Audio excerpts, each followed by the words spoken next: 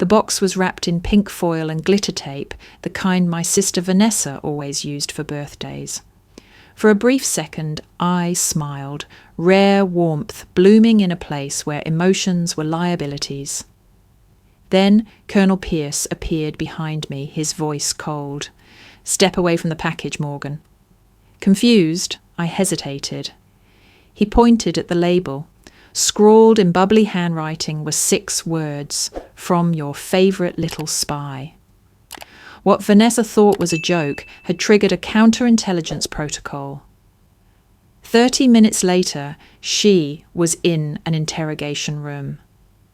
Not because I was in trouble, but because I was the one deciding if she was a threat.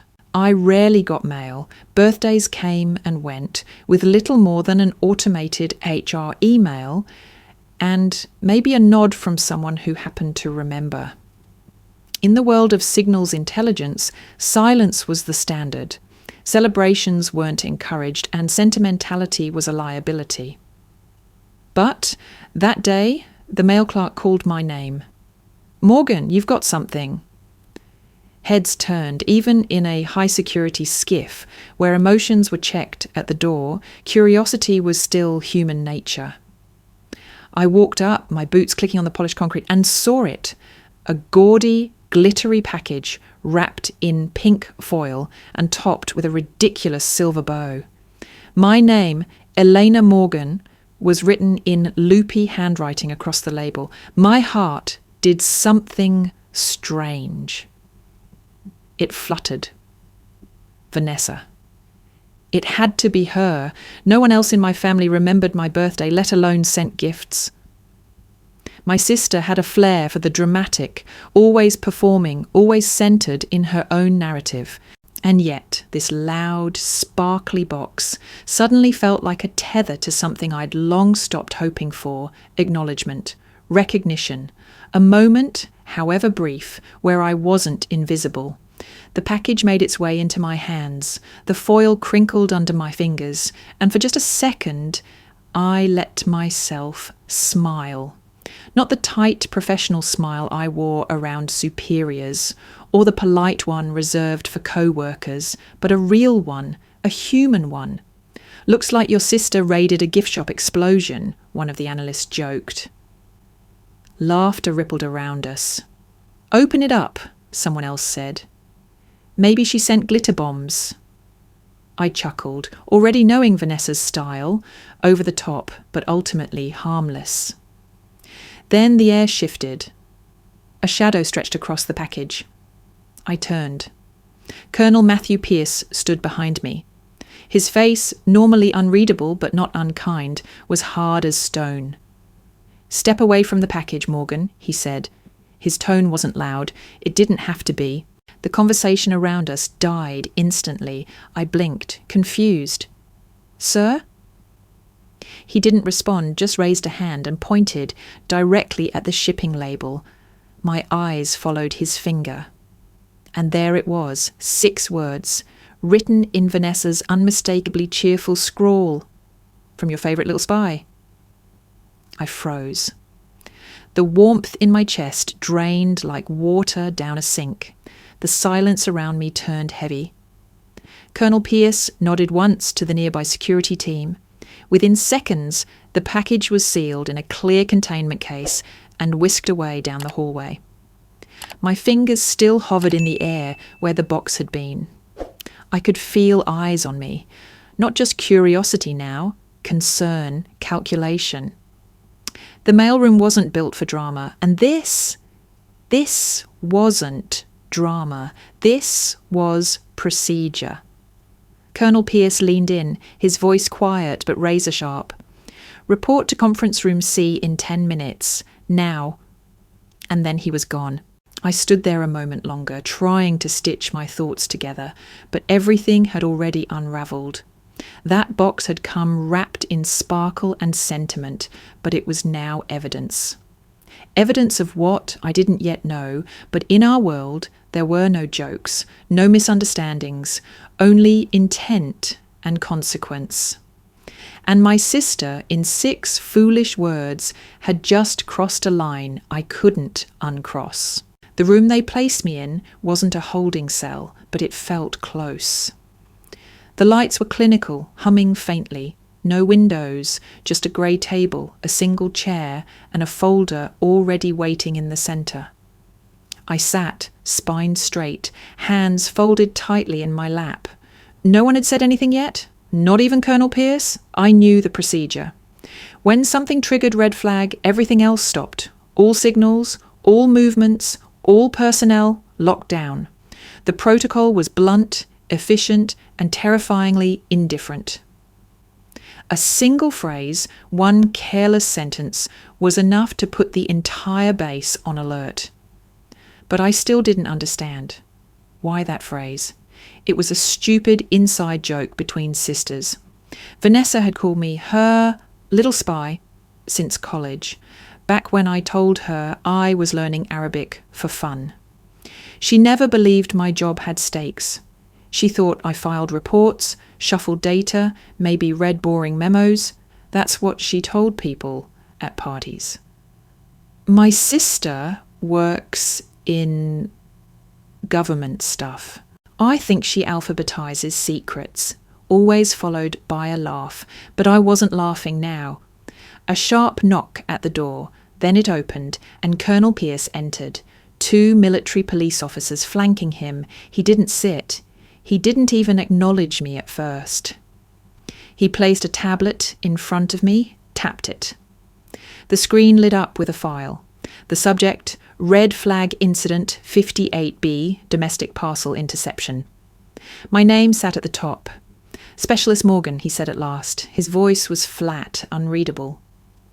As per counterintelligence protocol, we are initiating a preliminary threat assessment. You are here to provide clarification. I nodded slowly. Understood. He tapped again, revealing an image of the package. My stomach clenched. The phrase used on the label, he began, matches a recognition code tied to SVR sleeper cell operations. Active phrase. Recent intel confirms use in an aborted rendezvous in Prague. Your package contained it, sent to a signals analyst at a secure site. During an active campaign, his gaze lifted, piercing. What should I conclude from that? I swallowed, forcing my voice to remain level. That someone made a mistake, a stupid one. Colonel Pierce leaned slightly forward. Mistakes don't trigger red flag. Intent triggers red flag. That was the moment I realised what this looked like to everyone else. I wasn't a daughter receiving a birthday gift. I was a potential mole. The room pressed in. The silence roared. I could feel the twist tightening. From the outside, everything pointed to me, the recipient, the analyst, the woman who had access to foreign intelligence streams and just happened to get a coded message in a brightly wrapped box. I met his eyes. Sir, may I speak off the record?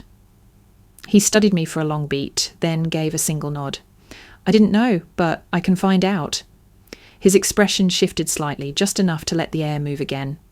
Good, he said, stepping back. He turned the tablet around, revealing a classified authorization form. Effective immediately, you're being assigned as lead on the investigation. Subject of interest, Vanessa Morgan. I stared at her name. It looked foreign in that cold font. Stark, official. Twist 1. I wasn't the one under suspicion. I was being asked to investigate my own sister. I hadn't thought about Christmas in years. Not really. Not in the sentimental, nostalgic way most people do. For me, holidays were uncomfortable reminders, mirrors held up to a family dynamic that never quite included me. Growing up, Vanessa had always been the centre of gravity in the Morgan household. She was loud in the way that drew attention, not reprimand. Pretty in a way that made people forgive her arrogance. Confident in a way that made everyone else in the room feel unsure of themselves. My parents adored her. My mother used to say, Vanessa could talk her way out of a hurricane. And she probably could. She had this magnetic energy, the kind that made strangers lean in and ask for more. I, on the other hand, was the quiet one. Our little bookworm, they'd say, with affection laced in pity. I remember the day I got my scholarship to the National Language Defence Academy, full ride, one of the most competitive programmes in the country. I came home with the acceptance letter clutched in my hand, heart pounding with pride. Vanessa was in the kitchen filming a TikTok about smoothie hacks. I waited until she was done. Mum, Dad, I said, holding up the envelope, I got in. My father looked up from his phone, distracted.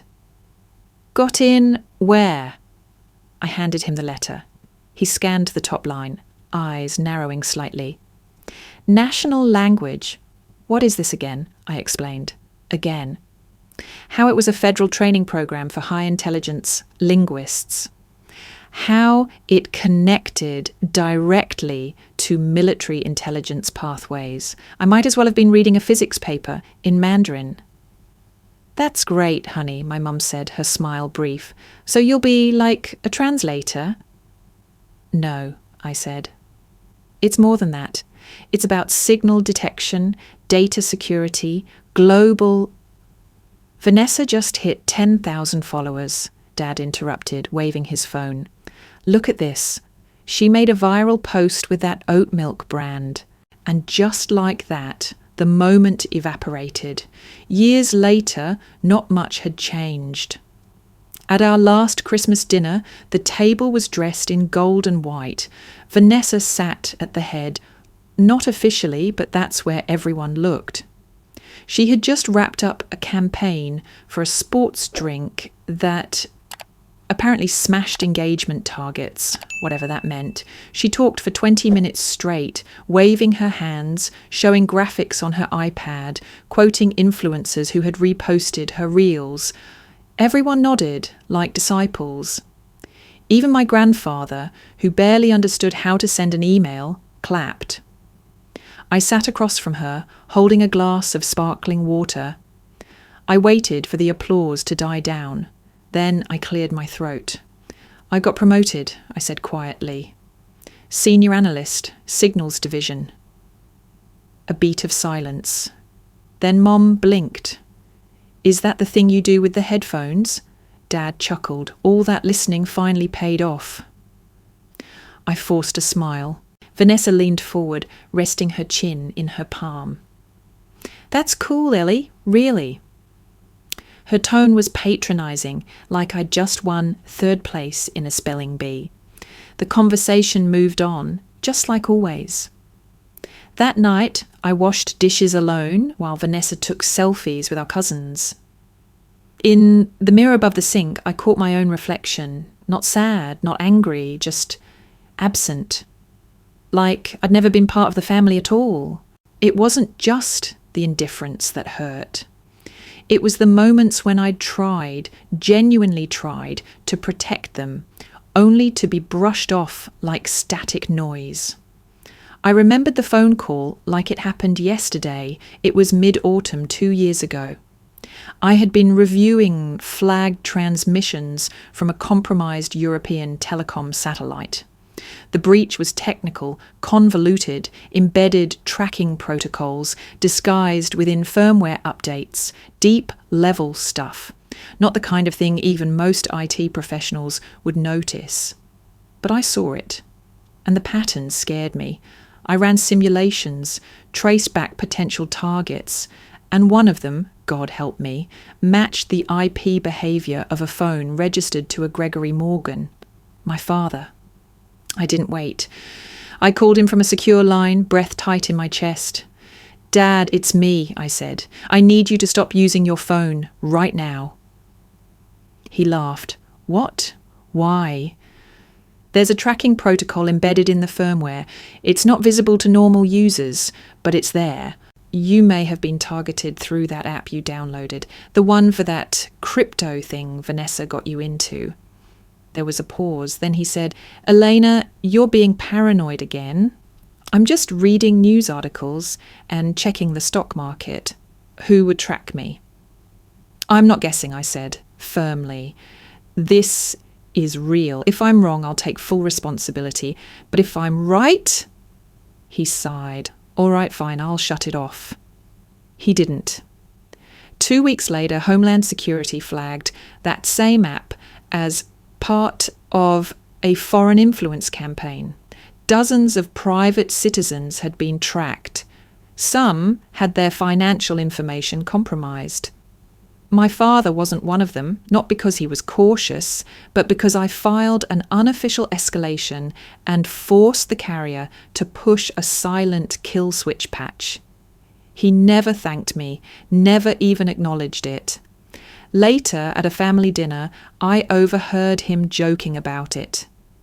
Elena called me all panicked, he told a neighbour. She thought I was being spied on because I used a weather app. I think working in a bunker all days made her twitchy. The neighbour laughed. My mother rolled her eyes. When I confronted her afterward, she placed a gentle hand on my arm, that same placating tone I'd come to loathe. Elena, sweetie, Vanessa needs more of our attention right now. She's under so much pressure with her campaigns and image. You're strong. You've always been the stable one. Stable, invisible, useful, but not lovable. I realised then that in their eyes, my value was transactional. They didn't understand what I did, so they couldn't celebrate it. But they could rely on me when things got complicated. I was the one they called to reset passwords, fix Wi-Fi, explain insurance terms. I was the one who booked Vanessa's passport renewal when she forgot and needed to travel for a brand deal. I was the one who filed their taxes when Dad got audited. But no one ever asked me what I wanted. No one ever saw me. I wasn't a daughter. I was a convenient tool.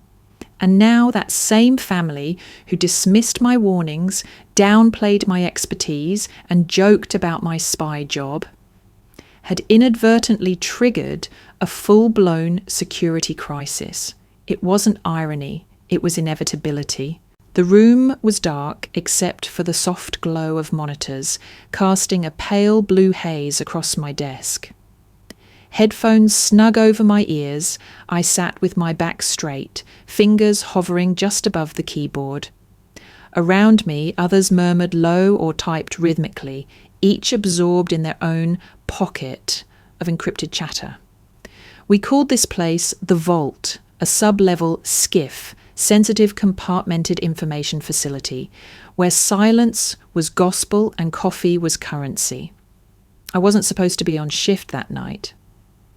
I'd swapped with colleague who had a sick kid and no backup. These were the kinds of things I did, unnoticed, reliable, steady, invisible. But that night, invisibility became an asset. I was monitoring a standard stream, signals from a satellite system over Eastern Europe, when I saw it. Not a scream, not a surge, a flicker. The data jittered. It was tiny. Barely a hiccup in the packet flow, the kind of anomaly most analysts would attribute to weather interference or routine packet loss. But my gut clenched. I'd seen this before, once, during a simulation that nearly fooled our entire team last year. It was too clean to be noise, too random to be structured. It had the fingerprints of something designed to stay hidden. I toggled filters, applied packet reconstruction, enhanced frequencies by microseconds. My breath caught. There it was, an injected AI-driven protocol buried in routine communications, siphoning metadata and redirecting command control pings to a masked node. Someone, somewhere was piggybacking on our satellite infrastructure. Watching, learning, waiting, I didn't pause.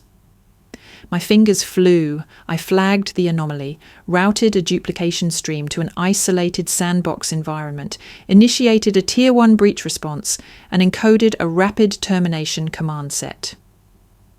I didn't even glance at the clock. Every second counted. My heart thundered, but my hands were steady. 23 minutes later, the breach was neutralized. The malicious AI rerouted to a dead-end protocol loop I designed on the fly. Whoever was behind it would receive nothing but corrupted echoes and blank replies. I submitted my report with precise timestamps, encryption hashes, and layered forensic data. The screen blinked. Report sent. Secure channel confirmed. And then I heard the door. It hissed open, and Colonel Pierce stepped inside. That in itself was unusual. Command rarely visited the vault. The presence of the colonel meant one of two things: disaster or excellence. He moved without urgency, his boots soundless against the padded floor. He stopped behind me, reading the report on his tablet. I kept my eyes forward. "Echo 9, he said finally. "Was that you?" "Yes, sir." He nodded once. "That's a clean catch." A pause. "Damn clean." He didn't offer praise easily. In this world, congratulations came in the form of fewer questions and more trust. He tapped the tablet. "You just stopped an intelligence siphon targeting the CENTCOM grid. Had it gone unnoticed, they could have rerouted uplinks, taken down half our recon coverage in under an hour." I exhaled quietly. "Was it confirmed as foreign?" "We're still tracing, but yes, originating from a node previously linked to a non-state group operating under SVR influence." My fingers tensed. SVR. Again. This wasn't random. The incident with the package, the phrase, "now this?" It wasn't evidence yet, but it was noise. Noise, as I couldn't ignore. The colonel stepped closer, lowering his voice. "You'll be looped into the follow-up. Analyst tier is being raised for your clearance. And Morgan?" I turned to meet his gaze.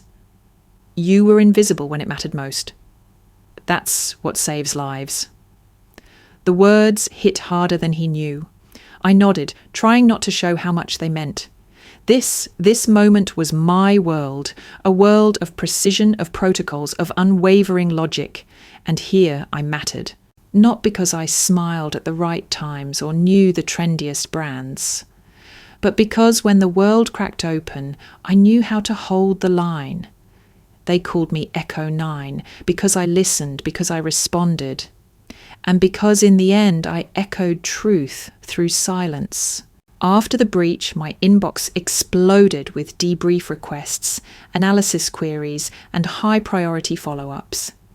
I worked straight through the night, hours bleeding into each other, running simulations and encryption scrubs until the digital dust finally settled. But one file kept nagging at me. Not from the breach, from the box, from Vanessa. The package had been quarantined and broken down in the forensics lab. Standard procedure. The outer wrapping, foil, ribbon, glitter tape, was harmless. But inside, something odd had turned up. Not explosive, not dangerous, but anomalous. The birthday card, it looked normal at first. Loud colours, a musical chip that played a cheesy pop song when opened. Typical of Vanessa's flair for the dramatic. But buried inside the fold, attached to the paper lining, was something else, a near-field communication chip. A smart tag. Most people wouldn't notice it. They were tiny, thinner than a fingernail, used to trigger promotional websites, social media profiles, or discount codes when tapped by a smartphone. A trendy tech gag, nothing more, unless someone repurposed it. I requested the full breakdown. The chip had been encoded with a series of metadata pings. Nothing overtly malicious. But there it was, an encrypted handshake protocol buried in the card's activation signal. A low-level broadcast trigger, active within proximity of secured comm arrays.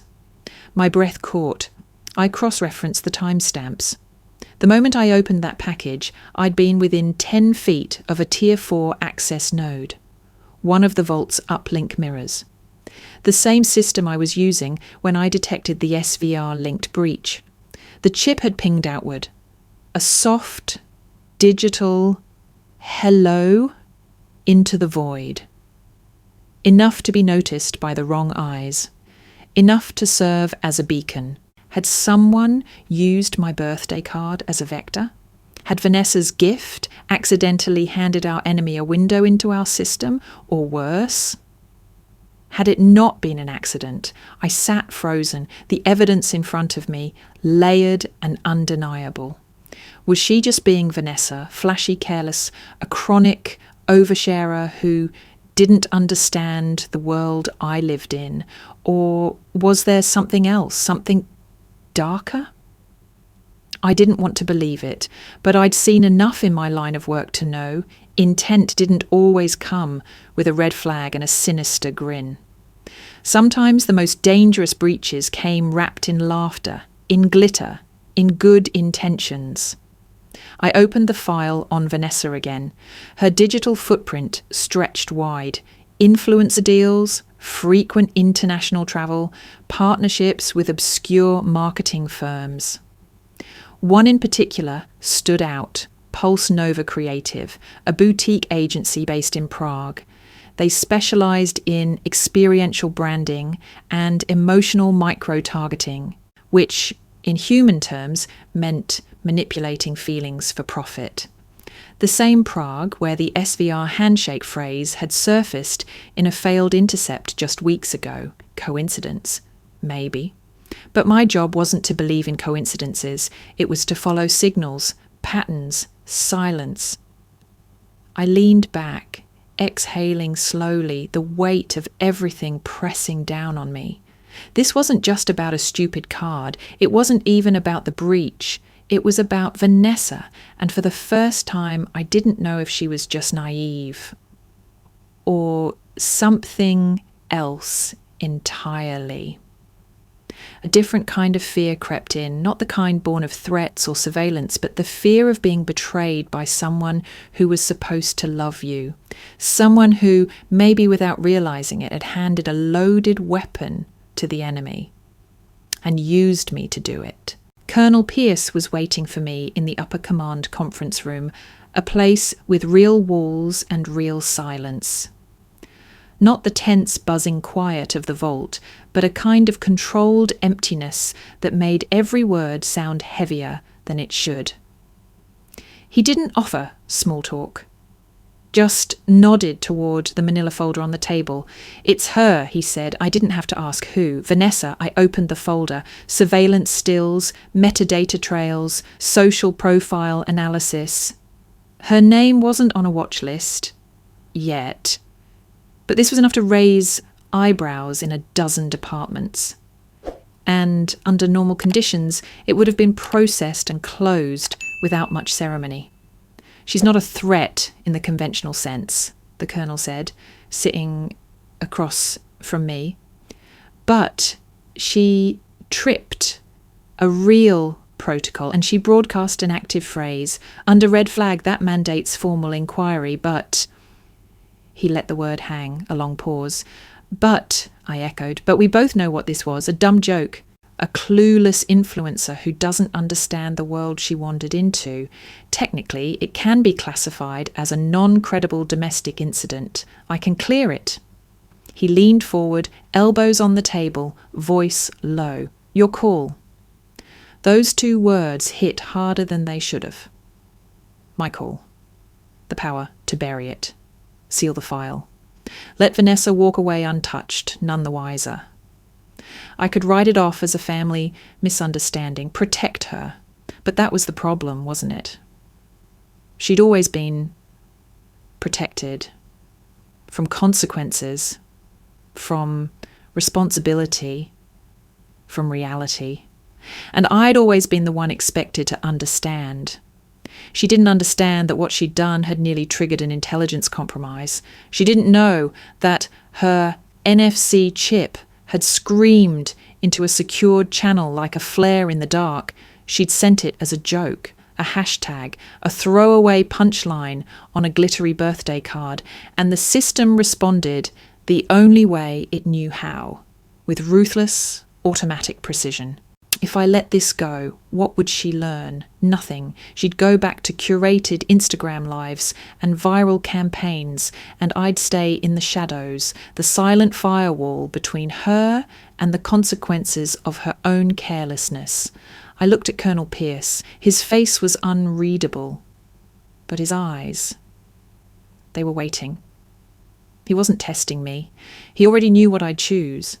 He was just letting me say it aloud. "No," I said. "Document it," he replied immediately, sliding a secure tablet toward me. I logged into the encrypted database, fingers moving with clinical resolve. Name, Vanessa Morgan. Relation, sibling, incident. Red flag protocol trigger via compromised birthday parcel. I hesitated only once when the system asked for classification level. Tier 2 or Tier 3. Tier 3 would mean surveillance, triggers, monitoring, but Tier 2 would ensure her data was auto-flagged in future agency scans. It would follow her, quietly, invisibly, just like I always had. I chose Tier 3. The Colonel nodded slightly, not approval, not pride, just acknowledgement. When I finished, I slid the tablet back and sat still for a moment, listening to the silence stretch out. I felt, not guilt exactly, something deeper, a kind of resignation, like I had finally severed the last frayed cord between us. Pierce stood. "The file moves forward. Civilian subject, domestic origin. You'll lead the inquiry. Use standard protocol. If she's innocent, it'll prove itself." "And if she's not?" I asked, even though I already knew the answer. "Then she'll be handled like any other breach. No exceptions, no special treatment, not even for family, especially not for family." The investigation began like any other, cold, methodical, detached. I opened a secure case file and started compiling digital breadcrumbs. Vanessa's online life was expansive, meticulously curated, and exhaustingly loud. It took hours just to sift through the past 6 months of her content. Hashtags, captions, travel logs. She posted everything. Birthday brunches, influencer meetups, photo shoots in Dubai, and PR events in Singapore. For someone who mocked me for living in a secret world, she sure broadcasted her own with ruthless efficiency. But that wasn't the disturbing part. The disturbing part came when I started mapping her affiliations. Most of them were expected: well-known marketing firms, lifestyle brands, cosmetic companies. But one name stopped me cold: Lumen Reach Media. At first glance, it was just another sleek digital agency, based in Amsterdam, specialised in brand narrative architecture and emotion-based audience calibration. Corporate speak for targeting feelings, not facts. But a quick cross-check through internal agency threat databases turned up a flag. Lumen Reach Media was linked indirectly but repeatedly to Epsilon K, a shell network used by foreign state actors to run sentiment manipulation campaigns. They weren't hackers. They didn't need to be. They weaponized influence, subtle nudges, mood shaping, psychological drift. And Vanessa had tagged them twice. Once in a thank you post for an event invite. And again in a sponsored reel shot in Prague. Same week, the SVR handshake phrase showed up in intercepted chatter. That coincidence rang too loud to ignore. I dug deeper, found a geolocation tag from her phone metadata, shared unknowingly through a live video she posted from a rooftop bar. The same rooftop, I confirmed through satellite imagery, that sat directly across from a government tech office known to House Embassy Communications routing. She hadn't just wandered into the edge of my world. She'd stood on its threshold. Whether she knew it or not, she'd become a vector. A high-traffic civilian with no operational awareness, broadcasting her life through unsecured signals while orbiting foreign intelligence assets. What started as a stupid card, a glittery box, a bubbly note, had now unravelled into something that looked eerily like a soft compromise. And the worst part? She still didn't know. The system had flagged her. The agency had launched an inquiry. Her name now lived on a watch list. And she was probably sipping a matcha latte somewhere, editing Instagram filters. That's when the emotion hit. Not anger, not even fear. Grief. Grief for what she'd become. Grief for what I now had to do. The room was colder than necessary, a design choice meant to unsettle. Steel walls, no windows, one chair bolted to the floor, and a pane of one-way glass that turned the subject's reflection into a ghost. Vanessa sat in that chair now, arms crossed, legs elegantly crossed, like she was waiting for a coffee order, not a federal interrogation. Her hair was perfect. Her blazer was white. She didn't look like someone about to be listed as a domestic threat. She looked like someone preparing for a brand shoot. She even smiled at the officer who had escorted her in. So, when does someone explain what's going on, or do you guys just keep the lighting this dramatic for effect? The officer didn't answer. He left. The door sealed with a soft but final click. Vanessa exhaled audibly, leaning back. She didn't fidget. She didn't panic. She thought she was in control, because of course she did. To her, this was probably a misunderstanding. Some minor security overreaction, the kind of thing Elena would overthink, as always. She'd probably already told herself a story, that her little sister got spooked by a harmless joke, that maybe this was about the package, but surely someone would clear it up once they saw her social media feed and realised she was just a creative trying to stay playful in a grim world. I watched her from the other side of the glass. Colonel Pierce stood beside me, arms folded, silent. "She has no idea," I said quietly. "She will," he replied. Then he turned to me. "You're up." I nodded and stepped into the room. The shift in atmosphere was immediate. Vanessa's face lit up, confusion melting into a kind of amused relief. "Elena! Oh, thank God. Can you please explain to your co-workers that this is all a huge mix-up? I mean, interrogation? Seriously? Is this some weird military hazing ritual?" I didn't answer. I didn't sit. I wore my full uniform, my insignia perfectly aligned, my rank on display. Vanessa blinked. The smile faltered. "You look official." "I am," I said, a pause. "Okay," she chuckled nervously, waving her hand. "Look, I get it. You're still upset about the card. But, come on, it was just a joke." "This isn't about a joke," I said, voice sharp enough to slice the room in half. I placed a folder on the table.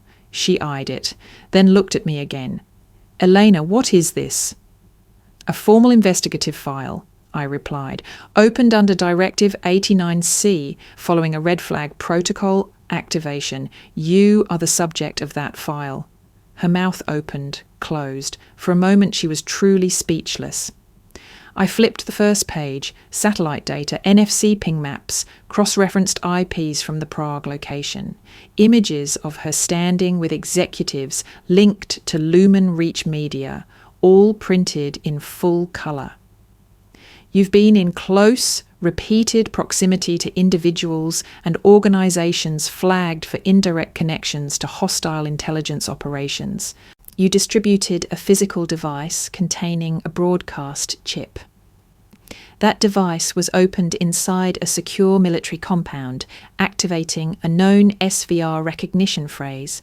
That action alone triggered a nationwide counterintelligence alert." Vanessa shook her head slowly, like she could rewind the moment. "No, that's insane. I didn't know. I didn't mean—" "I know you didn't," I said. "But the system doesn't care." Her eyes filled with something I hadn't seen in years. Not confidence, not defiance. Fear. Real, blooming, irreversible fear. And still she tried to salvage it. "This can't be real. You're not seriously treating me like some kind of traitor. Elena, I'm your sister." I looked at her for a long moment, then said the words that completed the inversion of our lives. "No, I'm your lead investigator." Vanessa sat still now, her posture slightly collapsed, hands clasped tightly on the table as if grounding herself. The room was silent, except for the faint hum of the overhead lights. The sparkle in her voice was gone. She wasn't the confident brand queen anymore. She was trying to make sense of the reality folding in around her. I opened the folder again, slowly this time, and turned one of the printed sheets toward her. It showed an intercepted communique from 18 months ago, coded, flagged, decrypted. The phrase used to activate it. "From your favourite little spy." I let the silence hang before speaking.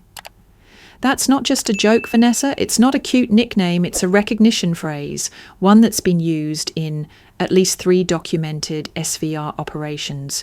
We flagged it in Prague, in Istanbul, and during a failed extraction in Johannesburg. Every time it appeared, it meant someone had made contact with a compromised asset." Her face drained of colour. That can't be." "I've been saying that for years," I nodded slowly. "Yes, you have." I could see her thoughts spinning, the slow realization that what she thought was just a running gag between sisters had been something far more dangerous. And worse, she'd broadcasted it, repeatedly, publicly. "I didn't know," she whispered. "No one told me that phrase meant anything." "You weren't supposed to know," I replied, "which is exactly what makes it so effective." She stared at the image, eyes unfocused. "But I didn't work with spies. I don't know any—" "You sure about that?" I slid another image across the table. A still from one of her social media videos, her in a rooftop lounge, cocktail in hand, laughing with a man whose identity we'd match through facial recognition databases. "Does this man look familiar?" Vanessa squinted, then stiffened. Oh God, that's Rafiq Haroun. He said he was a strategy consultant from Zurich. We met at a branding conference. I swear we only talked shop. He's not from Zurich," I said coldly. "His real name is Andrei Markov. He's a known foreign intelligence operative, connected to at least 5 soft influence campaigns over the last 3 years. You tagged him in a post, Vanessa, with your location enabled." Her voice was barely audible now. "He never said anything weird, never asked for secrets." "He didn't need to," I replied. "You gave him proximity. You gave him intel without realizing it. Your job, your relationship to me, where I worked, what I did. You thought you were being clever, mysterious. You weren't." Tears welled up in her eyes now. The veneer had cracked. "I didn't know. Elena, I'm sorry. I didn't mean to." "Intent doesn't change consequence," I said, each word sharp and deliberate. "You think because you were never handed a briefcase in a parking lot, it means you're innocent. But espionage doesn't always look like the movies. Sometimes it looks like a birthday card. Sometimes it looks like a rooftop selfie." Vanessa buried her face in her hands. For a moment, I let myself remember the sister I used to idolize. The way she could command a room, the way our parents lit up around her, and the way I used to wish I could be part of her world. Loud, visible, adored. But that version of her had always been a construct, built on charm and ease and the assumption that someone like me would always be there to clean up behind her. Not this time. I leaned forward. "You're lucky, Vanessa. You're lucky this came to me first, that I flagged you before someone else did, that this got stopped before it went further. But from this point forward, I'm no longer your buffer. I'm not your excuse. You're on record now, monitored, indexed. She lifted her face, red-eyed and shaking. What happens to me now? That depends, I said, on what else we find. Her voice cracked. Elena, are you going to destroy my life? I stood, collecting the folder. You already did that part on your own. Vanessa sat motionless, her fingers trembling as she tried to steady the pen. The room had shifted since the interrogation began. Earlier, it had been about questions. Now, it was about consequences. Across from her, a junior officer read the terms aloud, slow and clear. This is a National Security Advisement Form.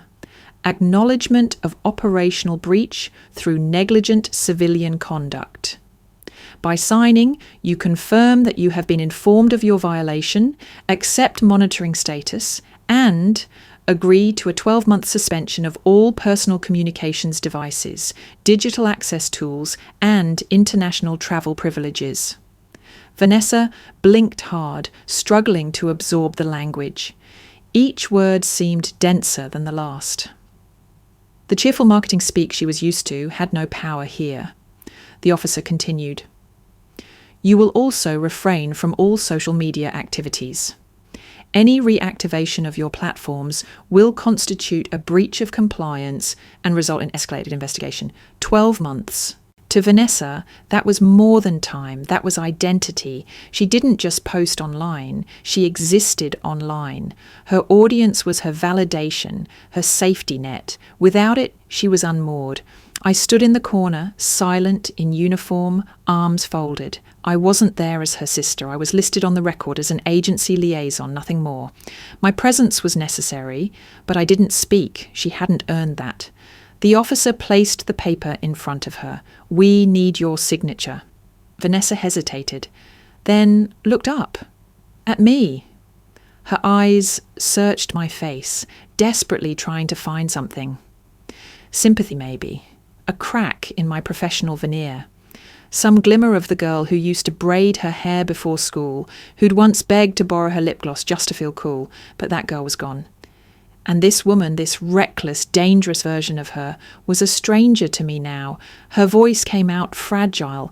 If I sign this, do they stop watching me? No, the officer said. Signing this ensures they start watching you less intensely. It doesn't erase the file. It simply ends the immediate threat designation. Vanessa stared at the line. Slowly, mechanically, she signed. The moment her pen left the paper, it felt like something final had broken between us. A fracture that could no longer be glued together with apologies or time. The officer nodded. You'll be escorted to debrief. Your devices will be collected, and a compliance officer will explain your monitoring terms. He stood, gestured toward the door. Vanessa rose, legs stiff like her body had forgotten how to move on its own. She turned toward me one last time. Her lips parted, her eyes welled. There was so much in that look, shame, desperation, a flicker of humility. She wanted something, not absolution maybe, but acknowledgement, a sign that I still saw her as a person, as my sister. But I couldn't give her that, not now. I met her gaze unflinching and said nothing. The silence was more powerful than any rejection. It told her everything. She turned away. 2 agents flanked her as she walked down the hallway, her shoulders sagging under the weight of what she'd done. Her shoes clicked against the tile, echoing in a corridor designed for footsteps, more certain than hers. I stayed in the room for a long moment after she left, breathing, grounding. Then I stepped into the hall, just in time to watch her vanish behind a turn, out of sight, out of reach. For the first time in our lives, Vanessa was the one invisible.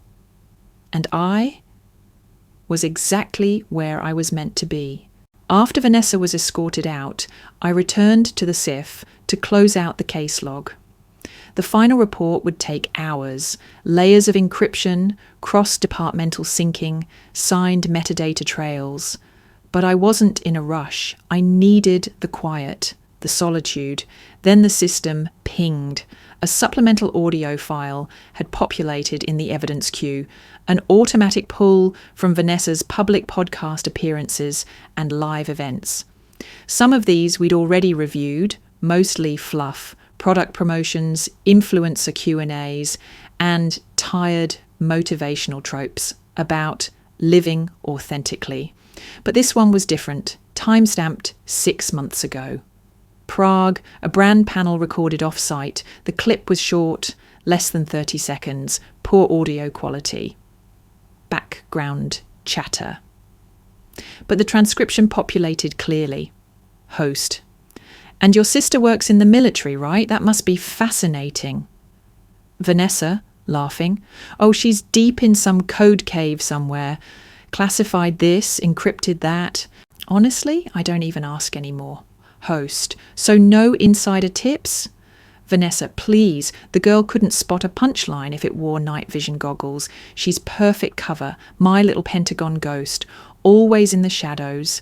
Doesn't even realise she's my best PR shield. I froze. The words replayed over and over, not just dismissive, not just thoughtless, weaponised. She knew exactly what she was doing, using my name, my clearance, the myth of my secrecy, to elevate herself, to play mysterious, to seem connected, exotic, danger adjacent. I had been her story, her branding, her shield, the invisible sister, transformed into a clever prop, a harmless, clueless government drone, perfect for boosting Vanessa's own mystique while keeping the spotlight entirely on her. I wasn't a person to her, I was leverage. It wasn't just the betrayal that stung, it was the effortlessness, the humour in her voice. The easy way she'd slipped me into her script, repackaged me, and moved on. All these years, I thought I was simply ignored, but I'd been used. I closed the file. No rage, no trembling hands. Just an eerie crystalline stillness, like every fibre of my being had finally stopped begging to be seen. I didn't call her. I didn't demand an apology. There was nothing she could say now that would mean anything. The ledger was closed. Not from punishment, from liberation. For the first time in my life, I wasn't fighting for a seat at her table. I was walking away from the entire house and locking the door behind me. 6 months later, I stood at the front of an underground auditorium, wearing a new uniform with a new rank pinned to my collar. Lieutenant Elena Morgan, the insignia didn't change how I walked or talked, but it changed how others listened, and in this room, filled with fresh-eyed analysts, barely through their first round of clearances, it mattered. On the large screen behind me glowed the words, Counterintelligence Operations 301, Domestic Anomalies and Internal Triggers. I clicked the remote in my hand, and the first slide appeared, Case File 49B. Today we'll be walking through a real-world incident, I began, voice calm, measured, practiced. This case was classified Tier 3 and involved a domestic origin vector triggering a red flag protocol inside a high-security SIEF facility. A few pens started scribbling. Most faces stayed locked on the screen. It began with a parcel, I continued, ordinary on the surface, civilian origin, wrapped, decorated, personalised. But the handwritten label contained a phrase that activated an intelligence recognition protocol. That phrase was historically linked to sleeper cell communications by a known foreign agency. I flipped to the next slide, a mock-up of the package, redacted of names, locations, and dates.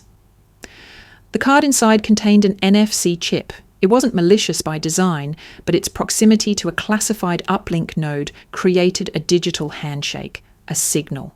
That signal was picked up, logged, and interpreted as hostile intent. The class was quiet now. Why is this important? I asked. Because the sender was not an enemy combatant, not a foreign agent, not a criminal, just a person with no concept of the systems that they were colliding with. I turned from the screen, letting the silence stretch. In counterintelligence, we're not just looking for moles and sabotage.